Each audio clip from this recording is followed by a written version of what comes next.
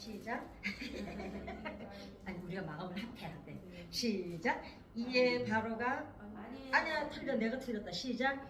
당신이 잘 되시거든 나를 생각하고 내게 은혜를 베풀어서 내 사정을 바로에게 아뢰어 이 집에서 나를 건져 주소서. 나는 히브리 땅에서 끌려온 자여 여기서도 옥에 갇힐 일은 행하지 아니하였나이다. 아멘. 오늘 제목은 말은 곧 향기다. 원하든 원하지 않든 말 한마디가 내가 뱉은 말 한마디가 다른 사람들에게 내가 초상화가 된다는 거예요. 무슨 의미인지 아시죠? 사람들이 돌아서서 그 사람을 떠올릴 때 내가 했던 말을 얼굴 초상화로 기억한다는 거죠. 그러니까 그만큼 내 입에서 나오는 말 한마디가 내 인격을 대변한다는 거예요. 그 다음에 그리고 사람은 누구나가 자기가 하는 말에 의해서 그 사람의 인품이 평가를 받죠. 그죠? 그러니까 대부분 우리가 만나서 이렇게 보면 뭐 이쁘고 고왔다 멋있었다 이건 다음 문제고, 그리고 그 사람이 마음에 와 닿을 때가 언제예요? 그 사람과 나랑 나눴던 대화 속에서 우리의 마음이 향기처럼 남죠. 그 다음에 남을 상처 입히는 말은 칼이나 창으로 찌르는 것보다 더 깊다는 거예요. 제가 말씀드렸죠. 전측 대상이라고 우리 뇌에 있는데 물리적으로 폭행을 당한 것보다 말로 받은 상처를 전측 대상에는 더 오래 기억을 해요. 그래서 우리가 왜 뒷길다 그러죠. 그게 전측 대상에가 상처를 입으면 그렇습니다.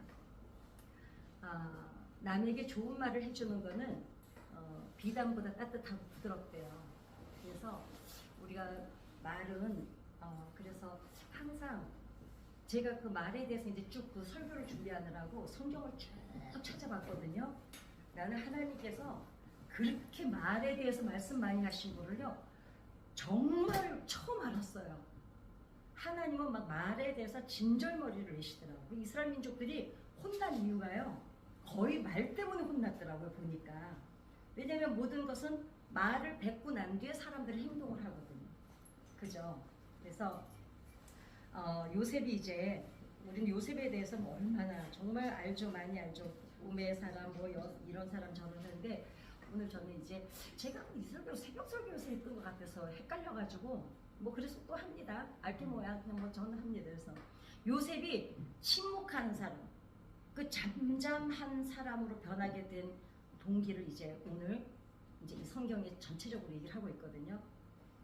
요셉이 알죠. 어렸을 때 막 꿈자랑하다가 말로 형제들한테 미움을 받았잖아요.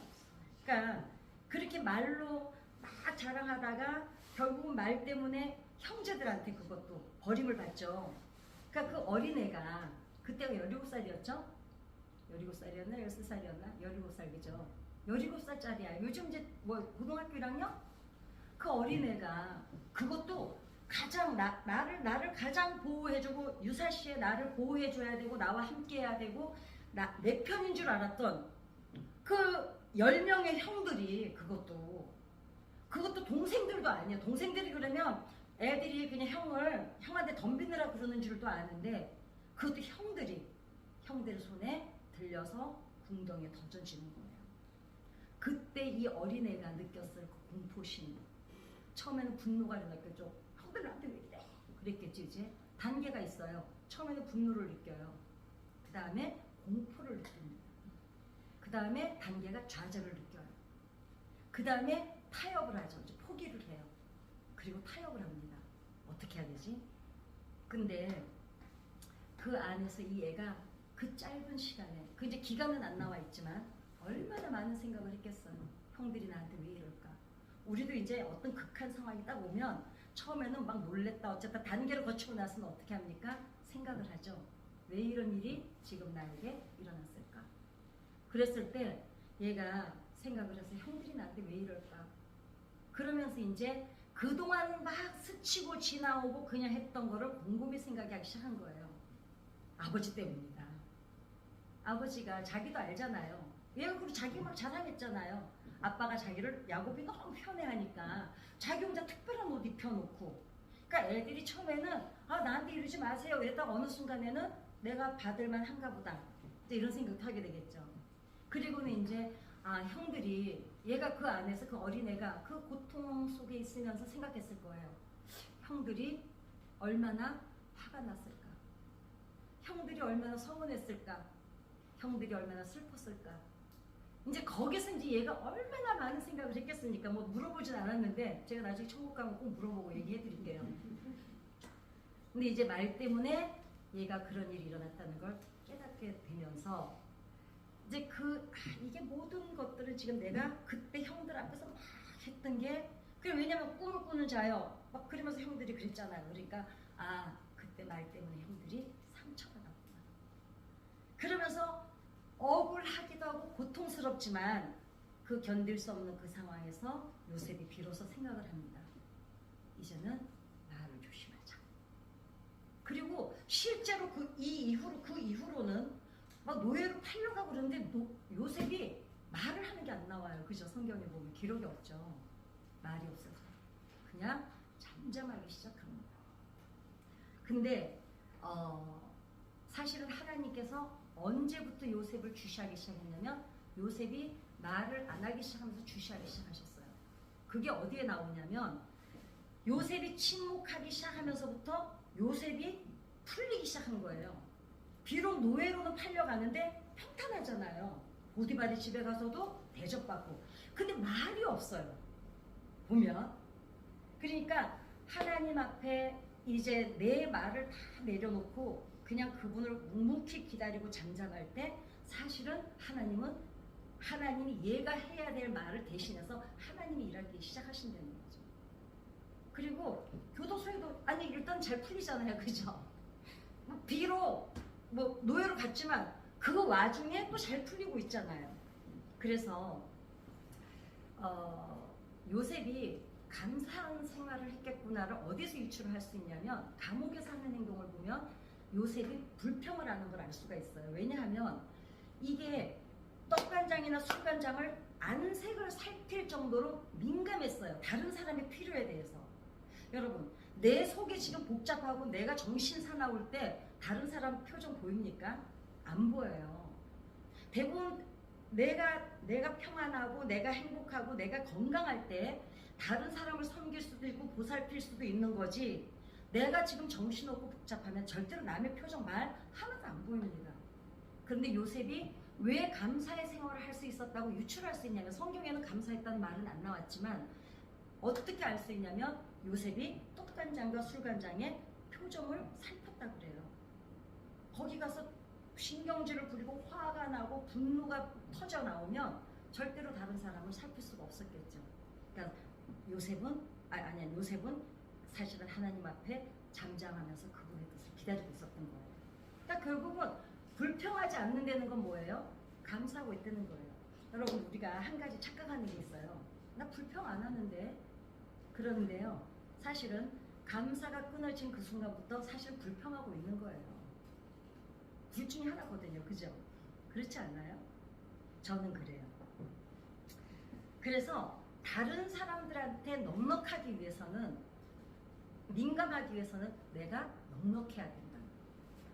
그 다음에 내 영혼이, 내 정서가 정리가 돼 있어야, 균형이 잡혀 있어야 된다는 거예요. 그래서 적어도 요셉이 그 안에서 그 사람들을 살폈기 때문에, 그러면서 뭘 했을까? 나는 이거를 보면서 오늘 제가 이걸 준비하면서 어른들이 해야 될 일이 정말 책임이 무겁다는 걸 깨달았어요. 왜냐하면 요셉은 여기에서 잘 섬기고 했다는 거는 적어도 얘가 포기하지 않았다는 거잖아요. 포기하지 않았다는 건 뭐예요? 뭔가를 기대하고 준비하고 있었다는 거죠. 그렇죠? 그게 꼭 그렇잖아요. 포기한 사람이 뭘 하겠어요? 거기서 승질이나 부리고 앉아있었겠지. 여러분, 하나님은요, 넋을 놓고 있는 사람은 안 쓰세요. 그죠? 그래도 왜 우리 사람끼리도 그러잖아요. 누가 뭘 하려고 하면 저 사람은 저렇게 하려고 그러는데 내가 뭐 도와줄 게 없나 그러잖아요. 사람도 그런 마음인데, 하나님은요, 적어도 준비된 자를 쓰십니다. 그리고 하고자 하는 사람을 쓰세요. 제가 항상 하는 얘기가 있습니다. 하고자 하는 사람은 방법을 찾고 하기 싫은 사람은 구실만 찾는다고요. 이래서 안 돼, 저래서 안 돼, 뭐가 안 돼, 저가 안 돼. 그러면 요셉이 어떻게 미래를 준비할 수 있었을까? 그 감옥에서 그 보디발 그 야사르 책이라고 있습니다. 우리가 좀 이따가 이제 그 야사르 책에 나온 걸 얘기를 해드릴 텐데 요셉이 어느 정도로 용모가 아름다웠냐면 왜 여호수아에 보면 야사르 책에 기록되지 아니하였느냐서 사실은 성경 다음으로 약간 성경 속에는 못 들어왔지만 성경 다음으로 검증된 책이 야사르 책이라고 있습니다.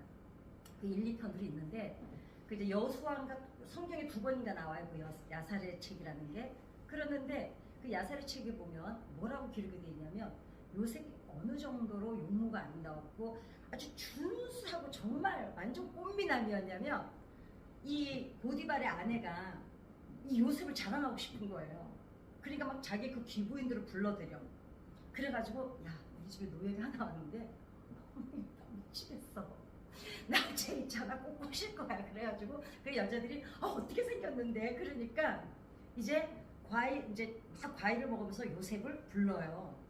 그러는데 여자들이 과일을 깎으면서 자기 손이 비어서 피가 흐르는데도 몰랐다고 야사르 책에 기록이 돼 있어요. 얼마나 아름다운지. 아무튼 좀 과도하긴 하나. 좀 웃겨. 내가 아니 뭘 그 정도인가 그랬는데 요셉은 섭리신앙을 알고 있었어요. 왜냐 야곱도 그랬어요. 야곱이 에서하고 달랐던 점이 뭐죠? 에서는 그냥 들판으로 개 풀어놓듯이 풀어놓고 돌아다니는 애예요 그냥. 근데 야곱은 어땠어요?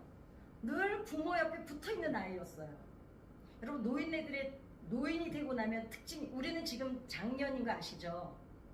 55세까지는 청년이래요. 이게 유엔인가 어디에서 이제 발표했대네요. 그 55세부터 70살까지는 장년이래요. 그냥 장년. 그러니까 우리 지금 여기 노인 하나도 없는 거예요. 우리 장년이에요. 노인은 80살부터인가? 80살부터가 아무튼 그 장년이신 거 잊어버리시면 안 됩니다. 그런데 노인네들의 특징이 뭔지 아시죠? 한 얘기도 하고 한 얘기 또 하고 어제 제가 저번에도 우리 옆집 할머니 전도를 하는데 그 할머니 자기 살아온 얘기를 정말 제가 100번은 들은 것 같아요. 그러니까 그 할머니가 사람들한테 아유 나는요 17살 시집 왔어요 이러면 다음 얘기 내가 다 해줘. 이 할머니가 그래가지고 다 해줘. 그러다 할머니가 깜짝 놀래요. 어떻게 그렇게 잘 알아요? 아침부터 눈 뜨면 옆집이니까 맨날 나한테 하는 얘기야. 제가 어렸을 때부터. 그런데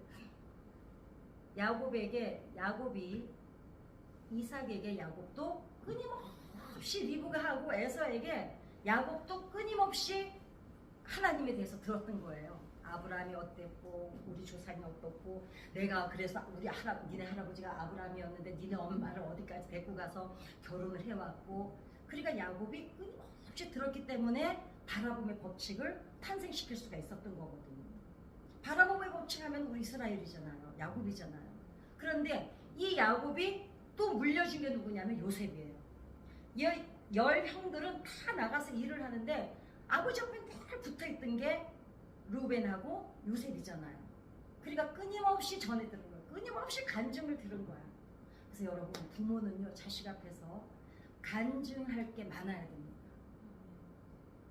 굳이 얘들아 교회 다녀서 축복받아야 돼? 아니야. 엄마 아빠가 하나님에 대해서 간증할 것이 많으면 끊임없이 이 아이들에게 부모가 늘 얘기할 거 아니에요. 그때 하나님이 이랬고 너 그때 그랬을 때 내가 기도했더니 이렇게 응답받았고 그러면은 이 아이들이 그만해 이러면서도 애들이 다 흡수를 하고 있어요.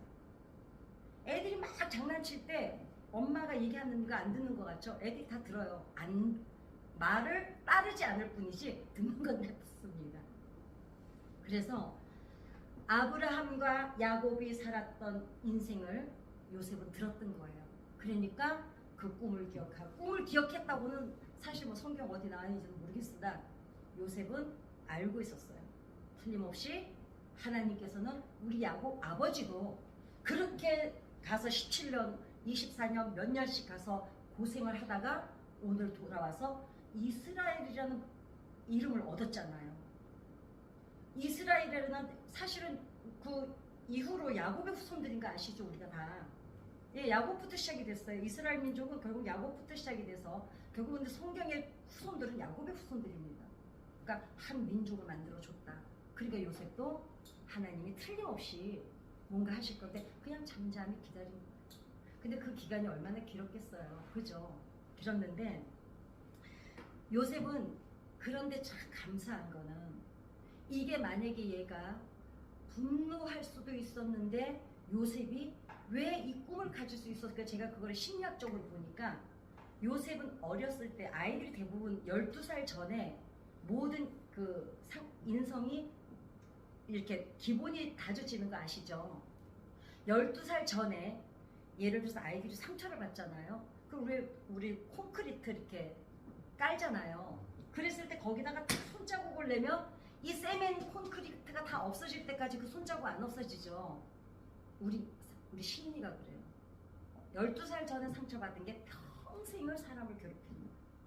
근데 요셉은 다행히도 상처가 뿌리를 내리기 전에 믿음이 먼저 뿌리를 내렸어요. 그죠?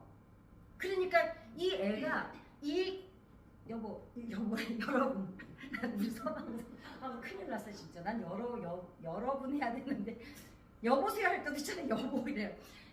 얘가 상처가 아이들이 자랄 때 상처가 뿌리 내리기 전에 얘는 먼저 아버지의 그 끊임없는 간증이 꿈이 먼저 뿌리를 내렸기 때문에 얘가 정말 극한 상황이었잖아요.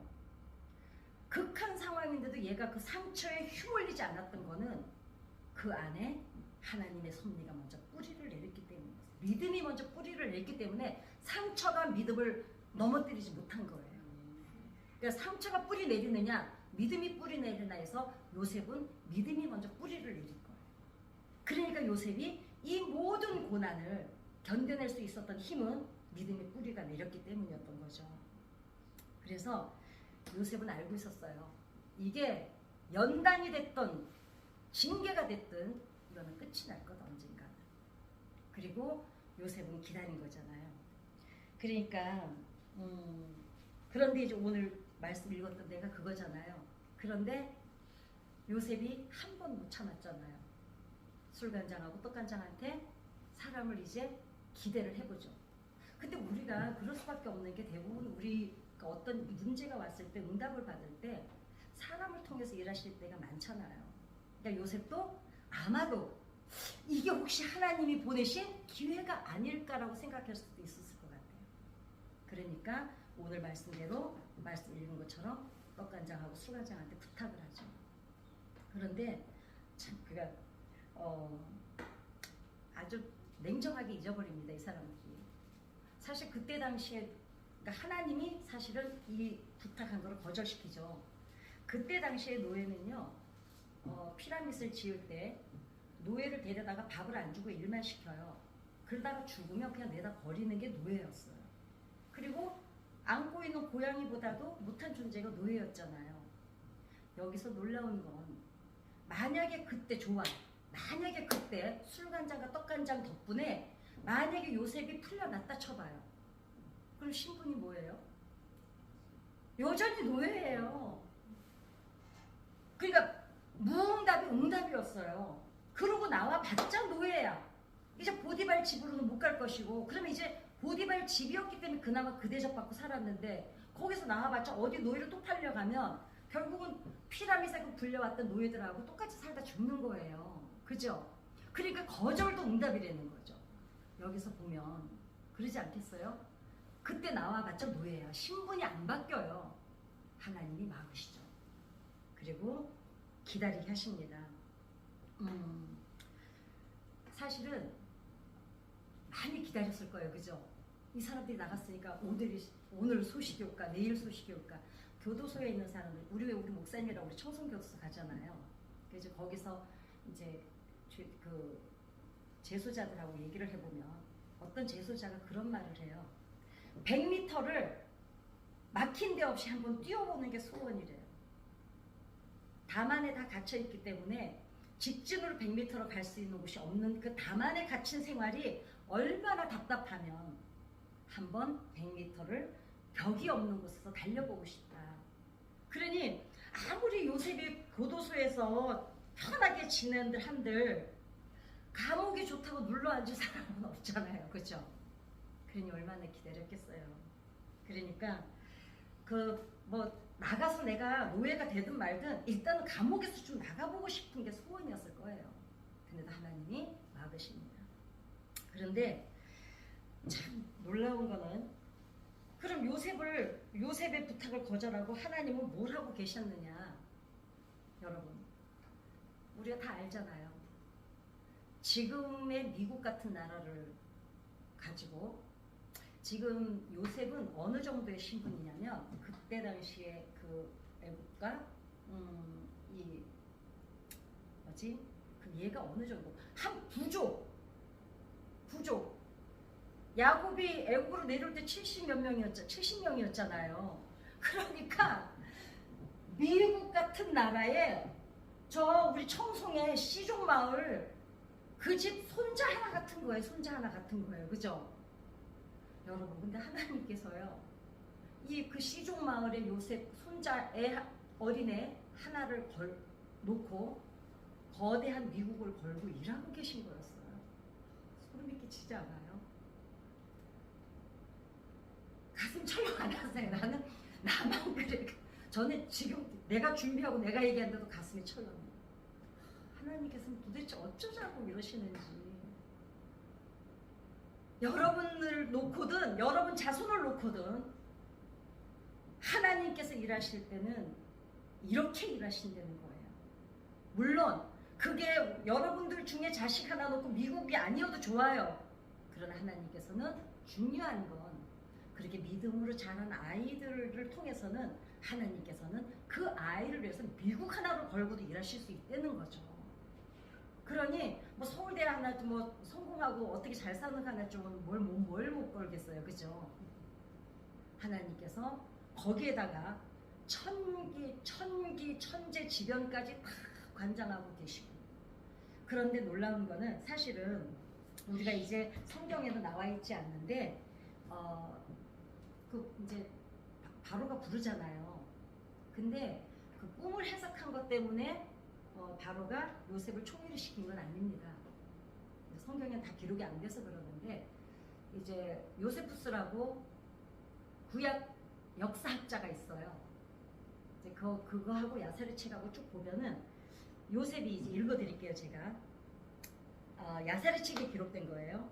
요셉이 7년 흉년과 풍년에 대하여 꿈풀이를 하고 나서도 애굽왕은 요셉을 믿지 않았다.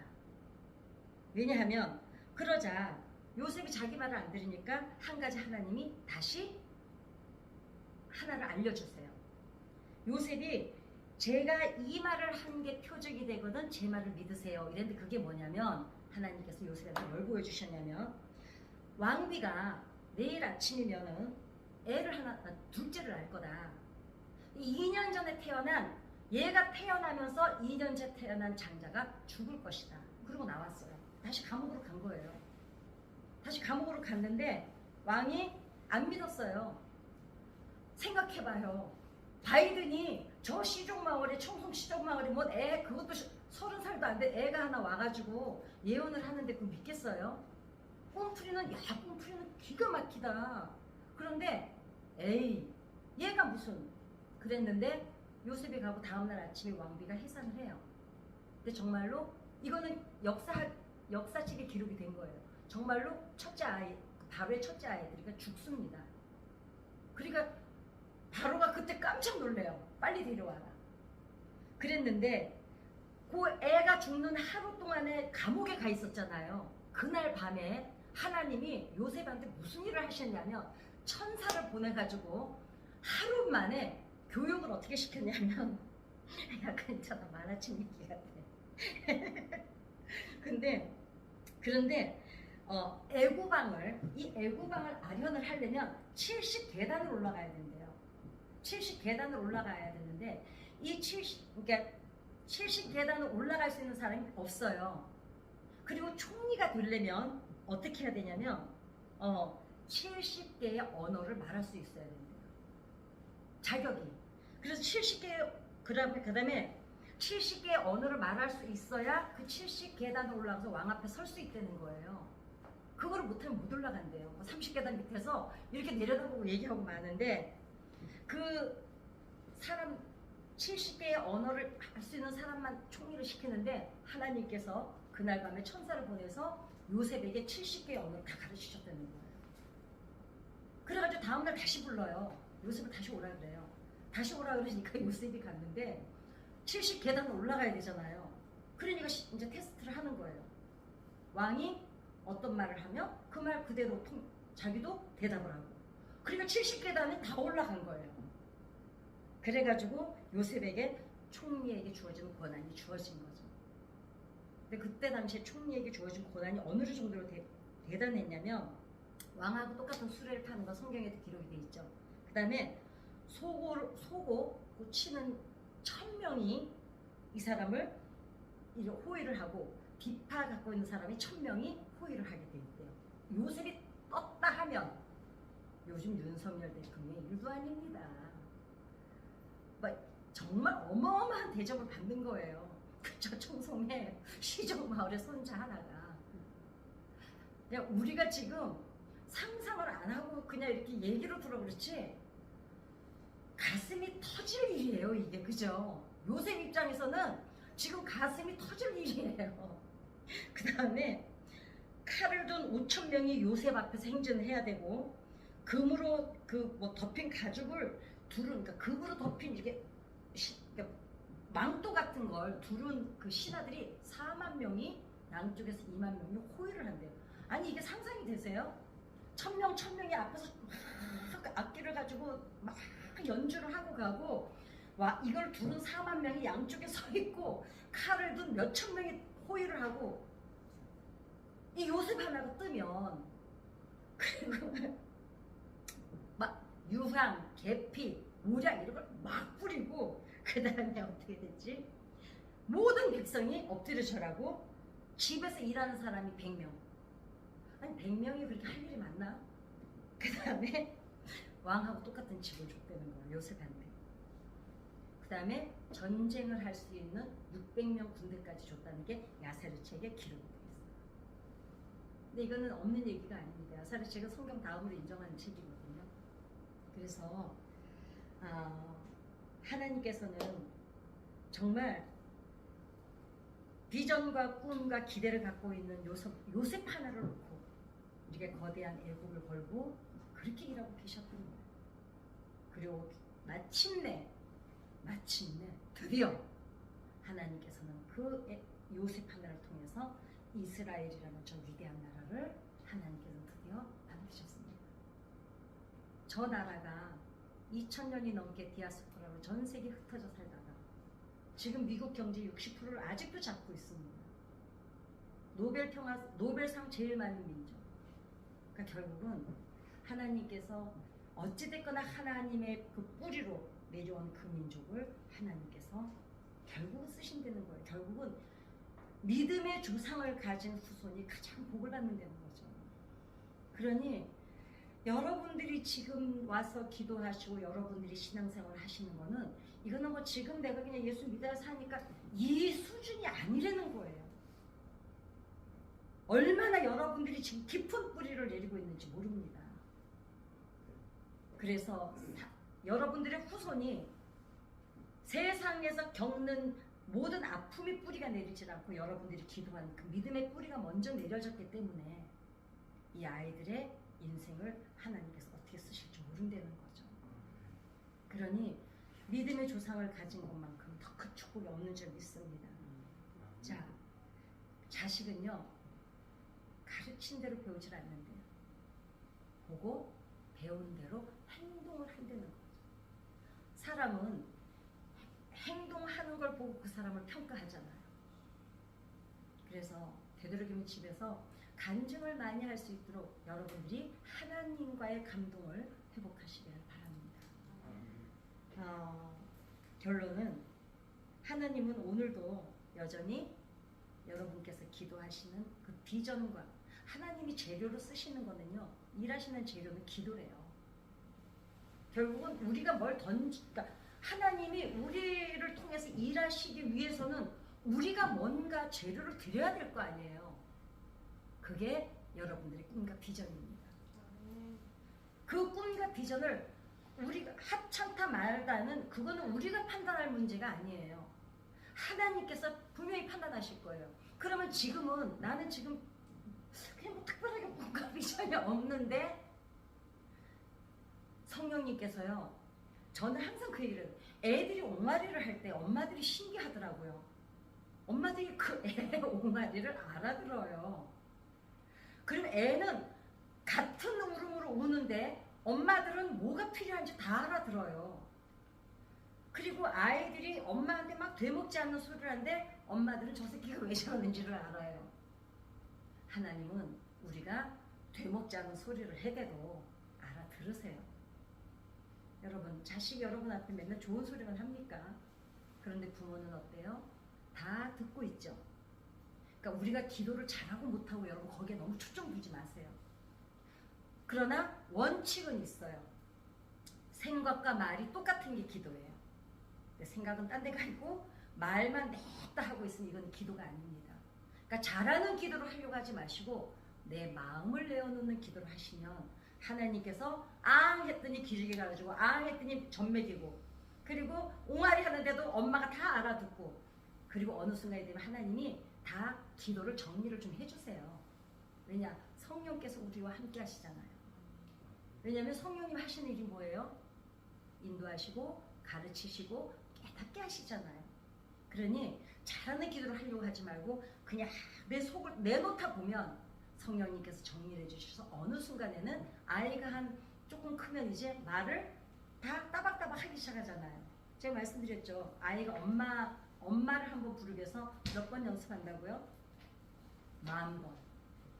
아빠들은 좀 서운해. 아빠를 부르기 위해서는 20,000번을 연습한대요.